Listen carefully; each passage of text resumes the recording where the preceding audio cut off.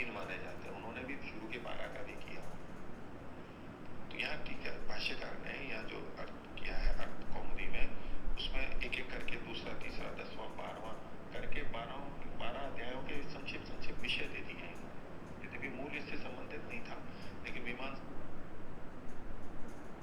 नहीं आई, यहाँ बाद में आई, बाद में आएगी तो बाद में बात करेंगे उसकी। ठीक। अभी भाई पूर्व पक्षी जिस स्तर पे कह रहा है, आप उस प्रसंग को छोड़ करके आगे का लेकर के क्यों कह रहे हो? सिद्धार्थी अनवर्त संज्ञा करके फिर पूर्व पक्षी ये कह रहा होता तो आपकी बात समझती। हमें तो वाक्य रचना देखनी है ना, ये क्यों कह रहा है। अब आप आगे पीछे तीन मंत्र हैं, उसमें उनकी आवृत्ति करके संख्या विशेष को जब पूरा किया जाता है, उस प्रक्रिया में अलग अलग होते हैं, उसको कहते हैं स्तोम। क्या बोलते हैं? स्तोम।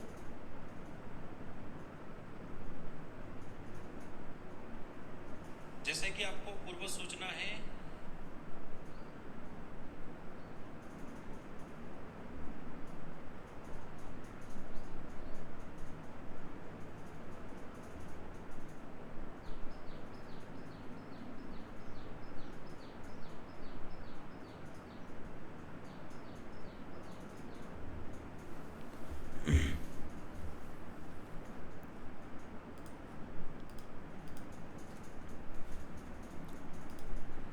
ओम नमस्ते जी। मंत्र पाठ कर लेते हैं।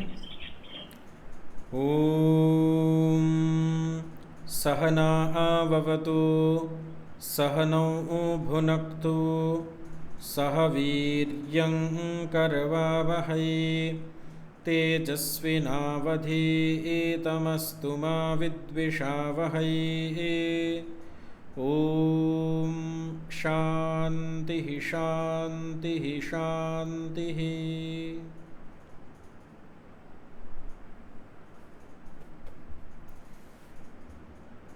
अभी अटेंडेंस कौन लिख रहा है आप लोगों में? आचार्य जी, वैष्णवी जी ने आज लिखने कल से मेरी दीदी ने शुरू कर दिया। ठीक है, वो 3 दिन तक नहीं आ पाएंगी ना, सूचना है आपको? जी आचार्य जी, उन्होंने कह दिया था, फिर आपसे उन्होंने। ठीक है, और क्या नाम है, आज एक और की सूचना आई थी, धीमान जी की भी सूचना थी, नहीं आ पाएंगे।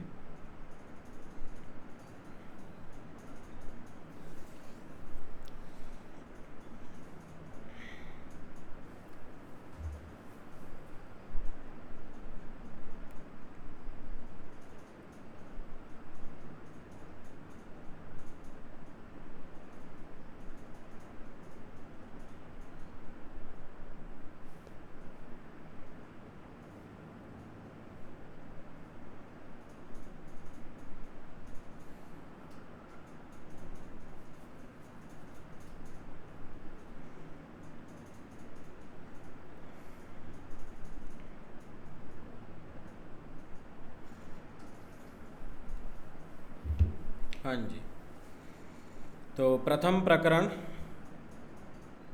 आज से आरंभ होगा। उसका पहला सूत्र क्या है?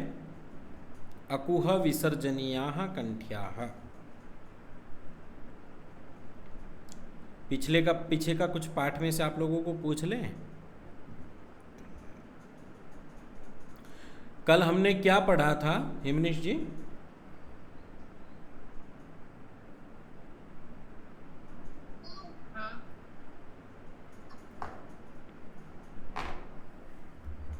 आचार्य जी बताओ, अपना क्लास वापस।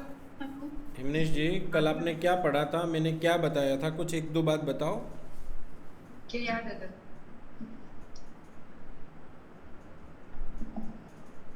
हाँ जी, आपसे कुछ पूछ रहा हूँ। हैं?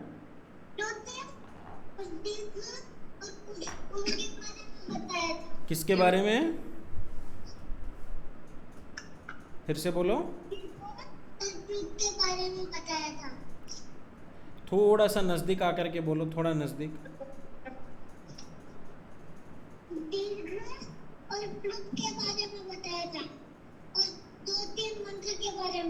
लगभग डिटेल में बताओ। कल कल ये तो परसों बताया था, कल का पूछ रहा हूँ। कल मैंने बहुत सारी अच्छी अच्छी बातें बताई थी।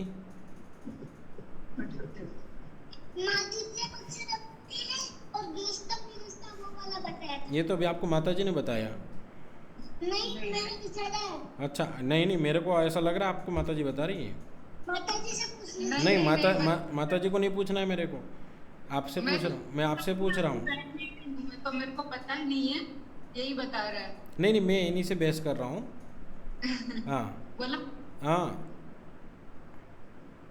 आप अपने आप, आपको अपने आप कैसे पता चल रहा है कि ये पढ़ाया था? मैंने जब तो 4 बजे मैंने यूट्यूब पे क्लास ज्वाइन की थी। अच्छा। इसलिए ये लगा अच्छा, कि ये दोनों तो सही 4 बजे आपने यूट्यूब ज्वाइन किया था, तो ह्रस्व दीर्घ प्लुत कहाँ से आ गया था बीच में? वो तो परसों का याद रह गया है, अब तुमको पता है। तो परसों का याद रह गया, लेकिन परसों का याद रह गया लेकिन कल का याद नहीं था, ऐसा क्यों है?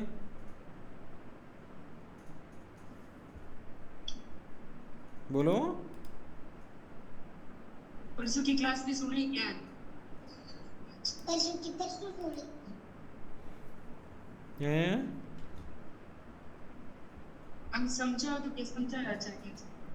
चलिए, माधुर्यम अक्षर व्यक्ति ही, इसमें से कोई एक बात बताओ, मैंने क्या अच्छी बात बताई थी इसमें से?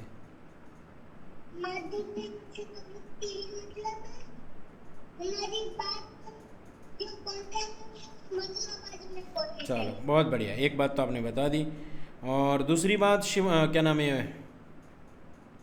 निष्ठा, क्या नाम है, यशस्विनी,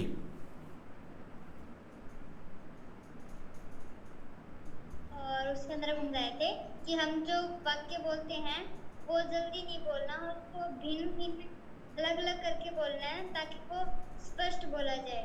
ठीक है। और इसमें क्या बताया था, क्या नाम है अपना, शौनक? कल मैंने जो बात बताई थी इस श्लोक से संबंधित, जो अब ये बता रहे हैं जिस प्रसंग में, उसमें और तीसरी बात बताओ आप। अच्छा जी, हमें धीरज के साथ बोलना चाहिए। कृषा, एक बात आप बता दो। आचार्य जी, हमें आराम से बोलना चाहिए ताकि ताकि जो हम बोल रहे हैं वो समझ पाए। ये तो यशस्विनी जी ने बता दिया।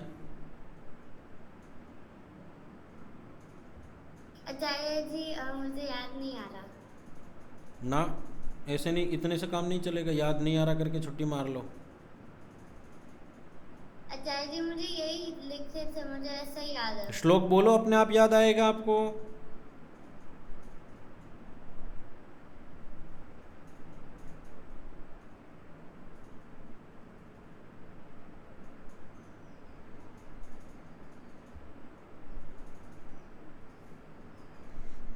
आचार्य जी, पदच्छेद पृथक पृथक पद से बोलना। अलग अलग पदों को, अलग अलग पद है तो उसी रूप में बोलना चाहिए। आशुतोष जी, और क्या था?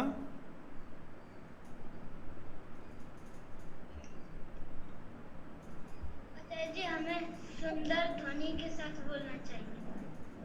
सुंदर ध्वनि के साथ बोलना चाहिए, ठीक है। सुस्वरः, ठीक है। ओम शर्मा जी। आचार्य जी, हमें कहाँ रुकना है, कितना रुकना है, पढ़ने वाले हैं और जो पढ़ाने वाले हैं उनके गुण। ठीक है। रुद्र जी, कुछ दोष बताओ।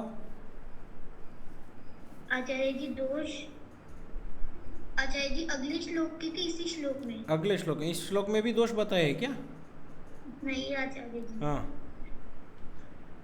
जैसे किसी नमस्ते वस्तु जी। को मुख में पकड़कर बोलना। धारवी जी आई नहीं आप?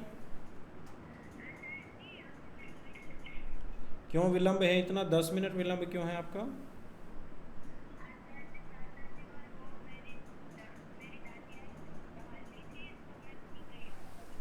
ये आपका भूलना अधिक चलता है।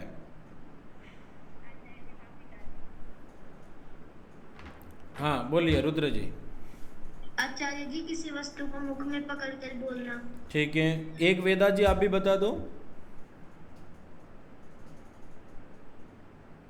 आचार्य जी अस्पष्ट बोलना, सारे अक्षरों को एक साथ जुड़कर बोलना। ठीक है, नितिका जी एक आप बता दो दोष। आचार्य जी दांतों को ऐसे करके बोलना, खींच के बोलना कोई चीज। वंशिका जी एक आप बता दो। पानी भर के बोलना। हाँ जी, क्या नाम है धारवी जी आप भी बोलो। आचार्य जी कुछ पेन या आदि कुछ मुंह में रखकर बोलना। तो ये कुछ वाणी के दोष बताए थे और कुछ गुण बताए थे। ठीक है, आज हम पहला प्रकरण पढ़ने जा रहे हैं। उसका पहला सूत्र है अकुह विसर्जनीयाः कंठ्याः। अकुह विसर्जनीयाः कंठ्याः। इसमें देखिए एक चीज को आपको ध्यान देना है। क्या ध्यान देना है? हमारी जो वर्णमाला है संस्कृत की, क ख ग घ ङ च छ ज झ ञ ट ठ ड ढ ण त थ द ध न प फ ब भ म य र ल व श श स। ठीक है, ये संस्कृत की वर्णमाला है और ये ऐसे ही नहीं है, इनमें क्रम जो बनाया हुआ है ना, क्रम। अच्छा, मैं आपको बोलूं कि ए के बाद बी क्यों है, बी के बाद सी क्यों है, सी के बाद डी क्यों है, ए के बाद डी नहीं है, डी के बाद एफ नहीं है, नहीं डी के बाद सी नहीं है, एफ के बाद ए नहीं है, ऐसा क्यों नहीं है? तो आपके पास कोई उत्तर है? यही क्रम क्यों है? A B C D E F G H Y J K L M N O P Q R S T U V W X Y Z, यही क्रम क्यों है? हम ऐसा क्यों नहीं बोलते A Z K P L M N O, ऐसे क्यों नहीं बोलते? बिना क्रम के इधर उधर क्यों नहीं बोलते? क्रम क्यों है?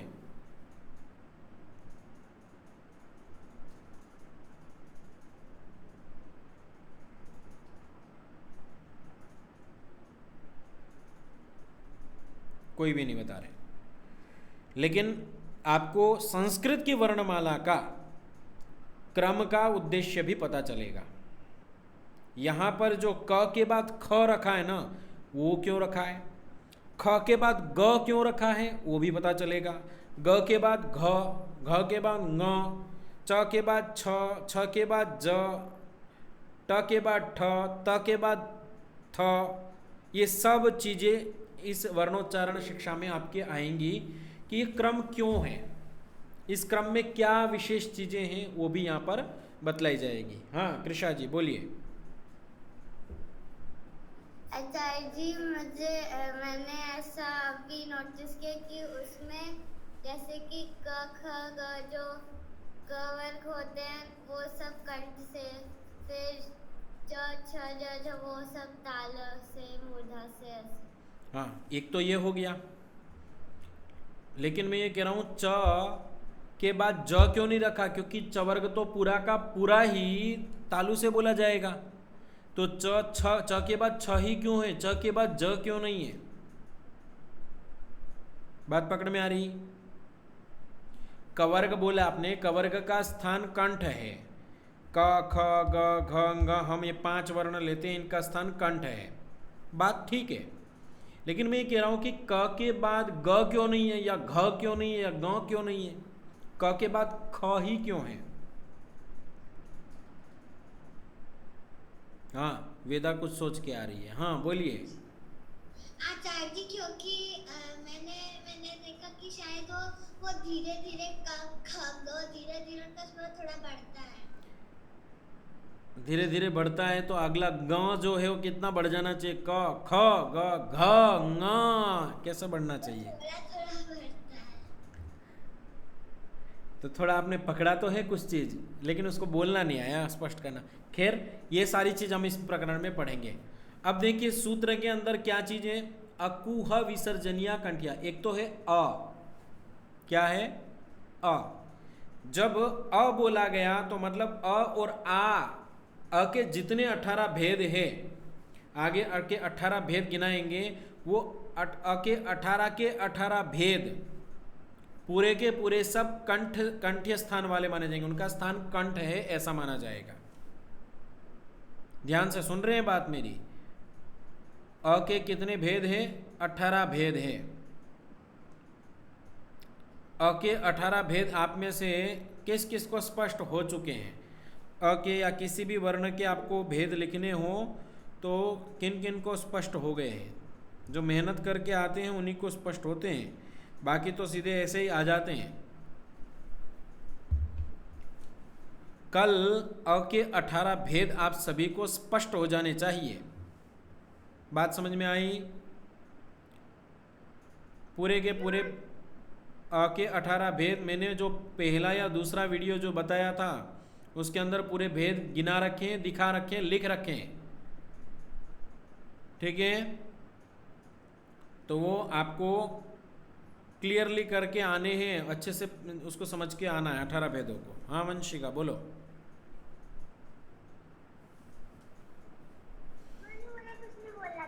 अच्छा,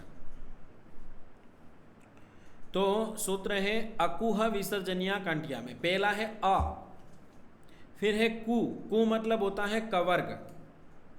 इस पूरी वर्णमाला में 5 वर्ग हैं। वेदा कहाँ चली गई? वेदा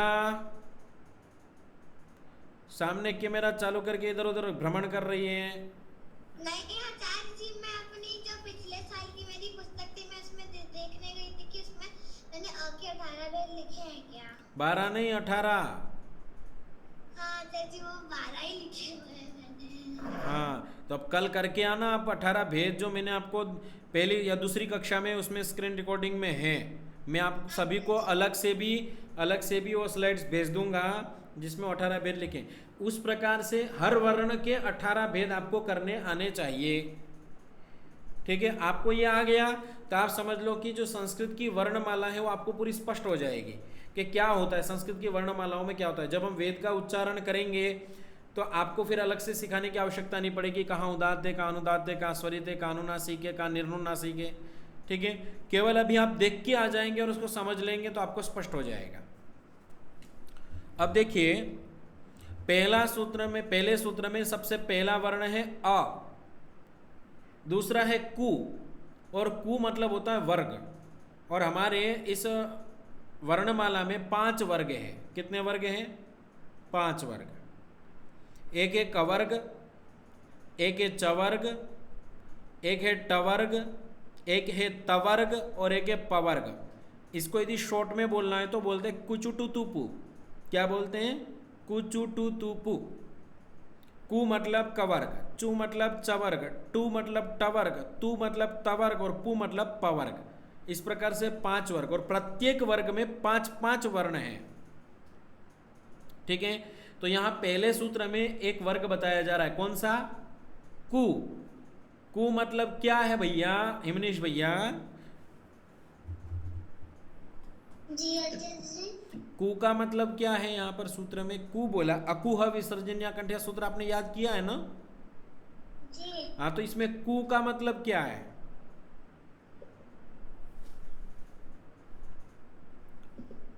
आंख इधर, कान भी इधर, पर दिमाग इधर नहीं है, इसलिए आपको समझ में नहीं आया। अभी इतनी देर से मैं यही तो बता रहा हूं। अब देखो, आप बताओ किस बच्चे से पूछ रहा हूं, वो बच्चा बता देगा। बताओ हिमनेश। जी बैठा बैठा करता रहता है। हाँ वेदा, कु मतलब क्या है? आचार्य जी कवर्ग। कवर्ग का मतलब क्या है? आचार्य जी कवर्ग मतलब क ख ग घ ग। ये 5 वर्ण कवर्ग कहलाते हैं, इसी को कु करके बोलते हैं। तो हिमनेश जी, टू का मतलब क्या होगा? टू। हाँ, तो टवर्ग का मतलब क्या होगा? वेरी गुड, यही तो पकड़ना था। आप सुनते नहीं हो, आप सुन रहे होते तो आपको पता चल जाता है। आंख इधर है, एक वेद का मंत्र है उतत्व पश्चन नष्टनोत्य नाम। सुनते हुए सुनते नहीं है, देखते हुए देखते नहीं है, मतलब बुद्धि यहां नहीं लगा के रखते हो। चू का मतलब क्या होगा शौनक? आचार्य जी चवर चवर्ग का मतलब? और क्या नाम है? पवर्ग में कौन से वर्ण आएंगे आशुतोष?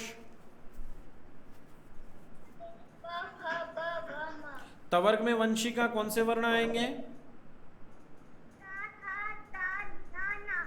ठीक है, ये 5 वर्ग होते हैं। बात समझ में आ गई?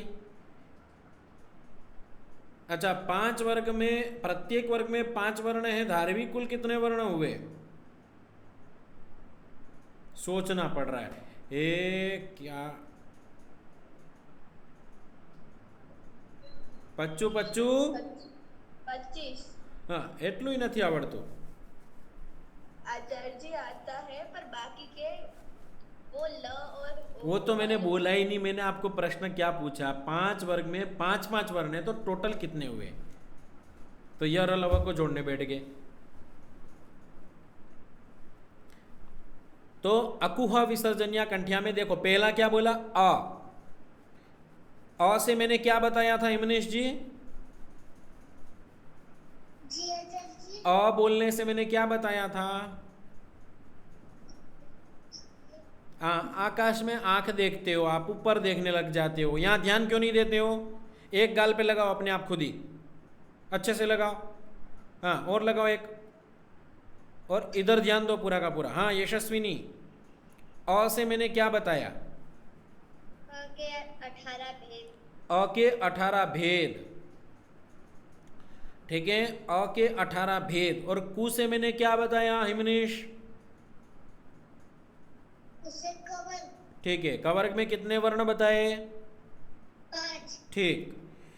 अगला क्या है सूत्र में? ह। सूत्र में क्या है? ह।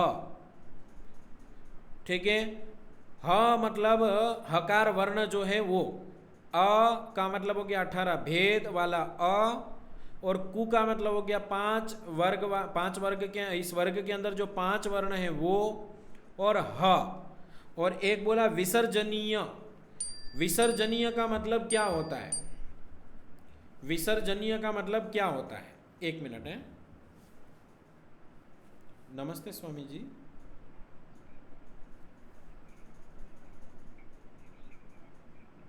जी जी जी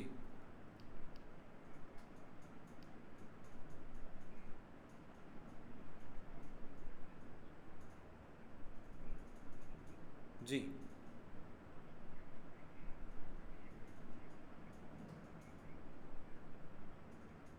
जी। अच्छा जी, मैं बात कर लूँगा। वैसे इसका कुछ सूचना नहीं है, उनकी जिस चीज़ का सूचना थी वो क्लियर हो गया था, तो मैं बात कर लूँगा स्वामी जी। अभी तो मैं कक्षा में बैठा हूँ। जी जी जी। ओम।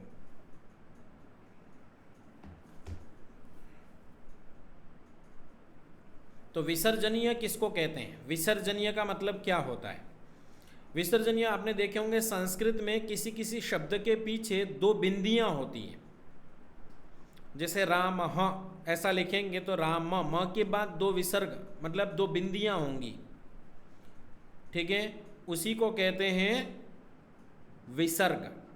क्या कहेंगे उसको? विसर्ग या विसर्जनीय, दोनों कह सकते हैं। तो अब देखिए, अ से क्या लिया हमने हिमनेश जी? अ से हमने क्या लिया? जी आचार्य जी। अ से हमने क्या लिया था? 18 भेद। अ के पूरे 18 भेद सहित अ हो गया। कु से हमने क्या लिया था आशुतोष? कु से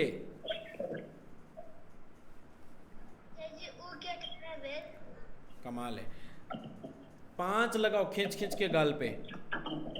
चलो लगाओ लगाओ ठीक से, नहीं तो अभी माता जी को बोलूँगा सबके सामने लगाएंगे। ऐसे नहीं, ठीक से लगाओ।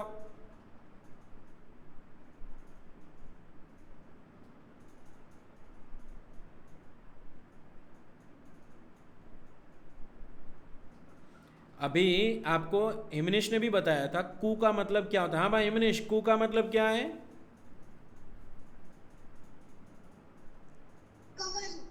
ये नहीं पता आशुतोष, कवर्ग नहीं पता आपको?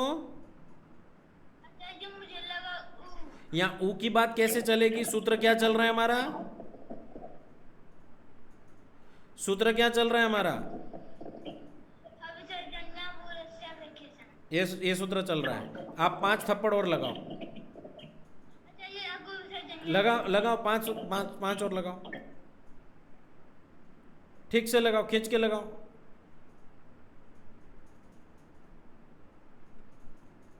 हाँ विसर्जन यहाँ कहाँ घूम कहाँ रहे हो अभी? यहाँ बैठ करके भी अकुह विसर्जनीय सूत्र चल रहा है और उसमें अ के 18 भेद बताए। कु का मतलब कवर्ग बताया। कु के बाद क्या बताया है आशुतोष?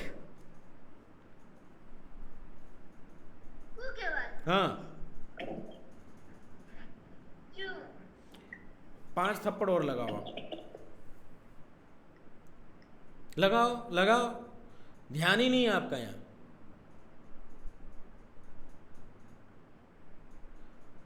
हाँ धारवी, कु के बाद क्या बताया है? विसर्ग बताया। आप अपने कान खींचो, हैं? ठीक से कान खींचो अपने।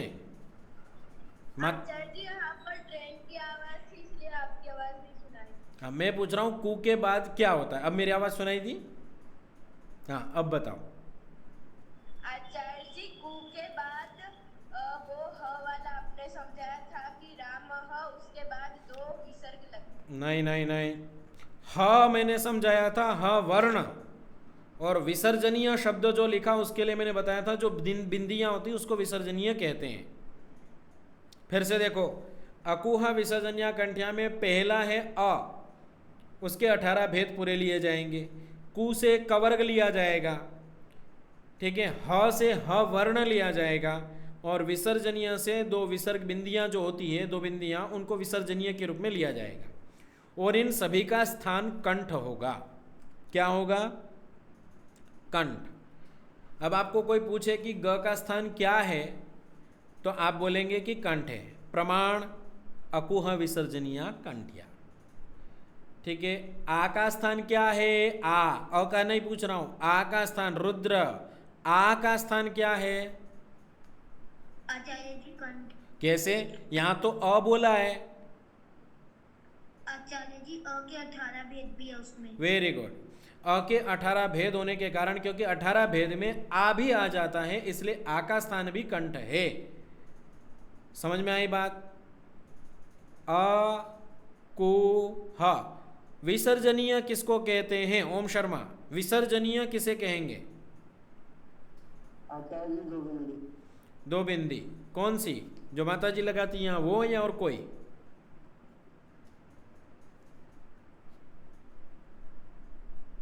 म्यूट खोल के बोलो, अकेले अकेले बोलोगे, यहाँ हमारे को क्या फायदा? आचार्य जी जैसे कि विसर्जनीय इसे हा के रूप में बोलते हैं। हाँ, विसर्जनी यहाँ के बाद में 2 बिंदियां लगी हुई हैं, उसी को विसर्ग कहते हैं, ठीक है। अच्छा हिमनीश जी, ह का स्थान क्या है? ह। जी आचार्य जी। ह का स्थान क्या रहेगा?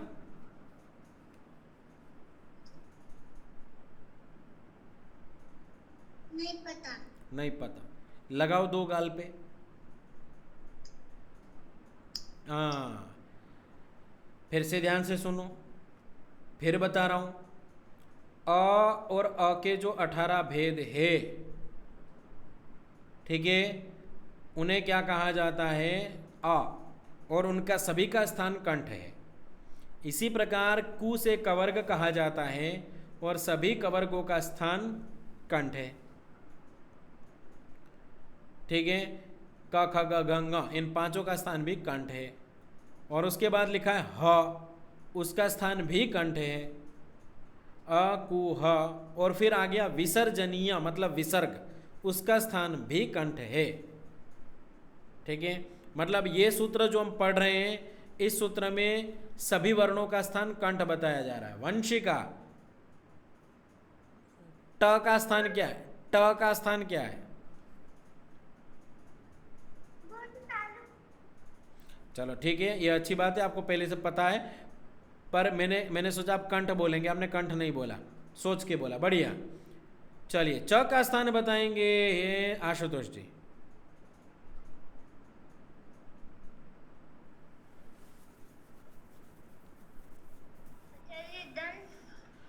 ठीक है, आपको नहीं पता है, इसका नहीं पता है तो मैं इसमें कुछ नहीं कहूँगा, लेकिन कंठ बोलोगे तो गड़बड़ हो जाता है, ठीक है ना। चलो ठीक है, ग का बता दो, ग का स्थान क्या रहेगा फिर? क्यों ग का स्थान कंठ कैसे होगा भाई?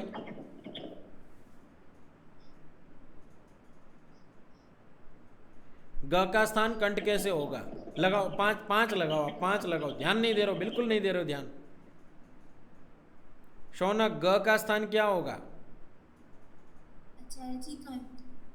कंठ। शौनक जी भी बता रहे कंठ, पर आपको ये बताना पड़ेगा कंठ क्यों है इसका स्थान।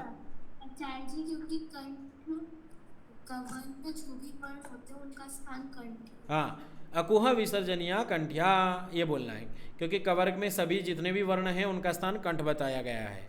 अच्छा, तो घ का स्थान क्या होगा भाई आशुतोष? घ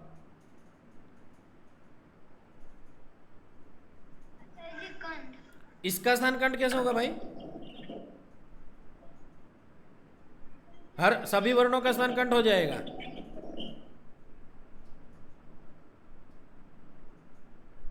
हैं? घ का स्थान कंठ कैसे हो गया बताओ?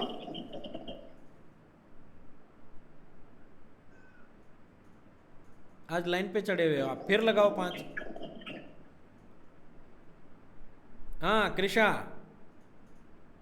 आचार्य जी, घ का स्थान कंठ है क्योंकि वो भी कवर्ग में आता है। तो कवर्ग में आने से कंठ स्थान कैसे हो जाएगा भाई? कवर्ग में आने से कंठ स्थान कैसे हो गया? आचार्य जी, अकुह विसर्जनीय कंठ। हाँ, ये चाहिए मेरे को, ठीक है। चलिए बात तो ठीक है। आशुतोष, ह का स्थान क्या है? ह आशुतोष, ह का स्थान क्या है?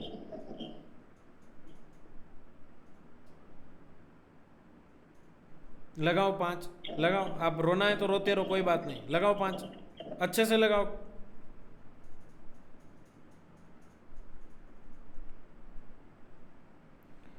वंशिका, ह का स्थान क्या होगा? ह कंठ स्थान होगा, पहले आपको ये बोलना है, कंठ स्थान होगा। अच्छा, सूत्र में ह है क्या नाम है अपना हिमनीश? सूत्र में ह है क्या कहीं पर? जी, सूत्र में कहीं ह है क्या? वंशिका ऐसे बोल रही कि आपको विसर्जन या कंठिया, ह कहाँ है यहाँ? सूत्र में तो ह दिखाई नहीं दे रहा, कहीं दिखाई दे रहा है क्या आपको?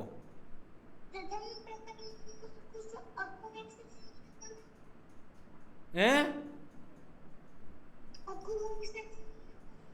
आप राजस्थान से बोल रहे ऐसा लग रहा है, अहमदाबाद में आओ, नजदीक आओ। हाँ बोलो। हाँ, उसमें कहीं ह दिख रहा है आपको? हाँ, कु के बाद में, हाँ ठीक बात है। कु के बाद में ह है। ऐसा नहीं किया विसर्जनीय से पहले नहीं किया ह?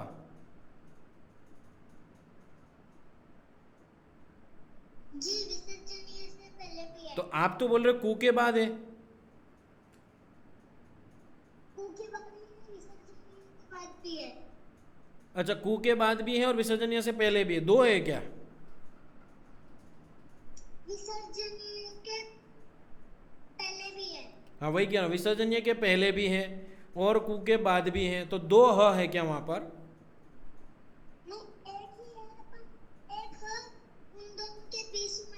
हाँ, ये बोलना है ना, ये शब्द निकलवाना था आपसे मेरे को।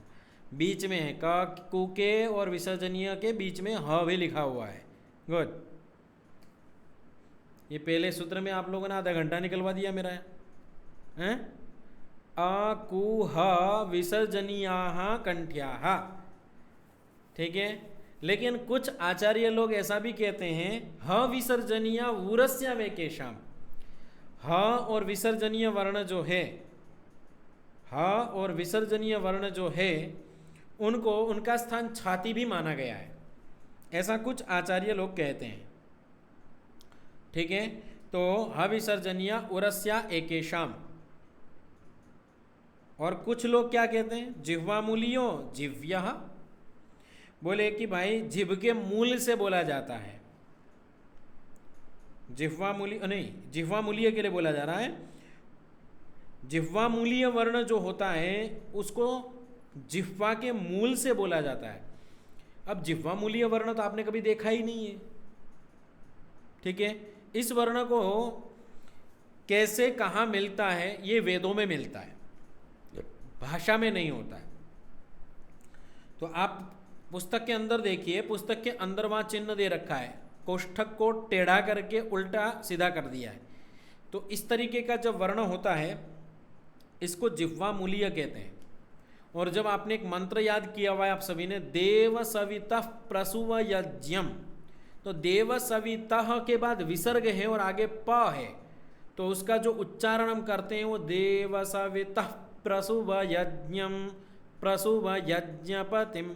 एक तो ये हो गया, तो इसको तो कहेंगे उपधमानीय। और जिह्वामूलीय किसको कहेंगे, जैसे वर्षक क आ गया और विसर्ग भी आ गया, विसर्ग है उसके बाद क है, तो उसको फिर क जैसा वर्ण हो जाता है।